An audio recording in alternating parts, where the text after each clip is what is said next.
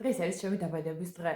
ამას გეუბნებით იმიტომ, რომ თქვენში გამოვიწვიო მაქსიმალური სიმპათია და ემპათია, იმიტომ რომ ცოტა მტკივნეულ საკითხზე უნდა ვისაუბრო დღეს.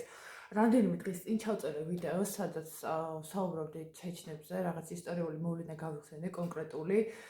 წმინდად ისტორიული და უბრალოდ რაღაც გადმოვიტანე დღევანდელ მოვლენებთან დაკავშირებით, კი არა ზოგადად მოვლენებთან დაკავშირებით, რომ ასეთი რაღაცა შეიძლება რაღაც მომენტში კონკრეტულ საზოგადოებას დაემართოს. მოხდა ისე, რომ ჩემი ვიდეოს კომენტარებში მოხდა რაღაც გარკვეული გულის ტკივილების გაზიარება ორივე მხრიდან, როგორც ჩეჩნებისგან, ასევე ქართველებისგან, ინგუშებს ნაკლებად ეხებოდა ეს ყველაფერი.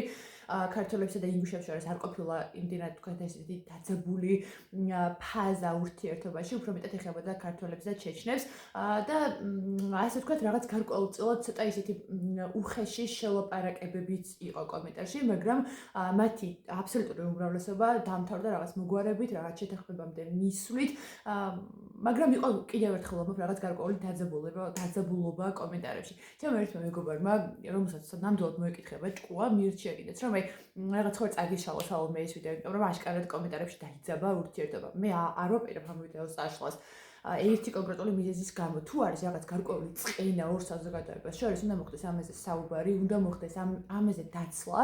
უბრალოდ რა თქმა უნდა, ხა ზრდილობის და ადეკვატურობის ფარგლებში ამ გულისკენების განსვლა, მე როგორც ქართველს ნამდვილად რაც აფხაზეთში მოხდა, ნამდვილად ჩემთვის ძალიან გულსატკენი ამბავია და ჩემთვის არ არის ასეთი მარტივი ეს ამბავი, მით უმეტეს როგორც ეროვნულ დონეზე, ასე ოჯახურ დონეზე, პირადად ჩემო ოჯახმა ეს ყველაფერი საკმაოდ ცუდად გამოცადა, მაგრამ ოჯახსაც რომ თავი დავანებოთ, ეს საქვეყნო პრობლემაა და უბრალოდ იმის თქმა, რომ მე მაგალითად როგორც ქართველმა შეიძლება გავუზიარო ჩეჩენს რაღაც ჩემი გულისკენა, რომ აი ეს რომ მოხდა თქვენგან ძალიან საწყენი იყო.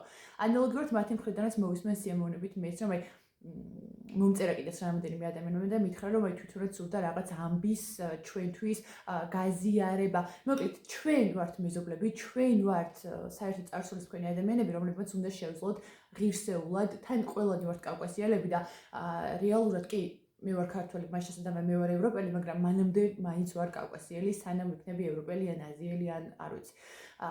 მეორე საკითხი, რაც მიწდა ყურადღების გამახვილება არის ის, როცა გამეხარდა, რომ ვიღაცა მეძახეს, ხან ლიბერასტი მეძახეს, ხან USAID-ის ჩამოთრეული მეძახეს და ანუ მე რატო იცი?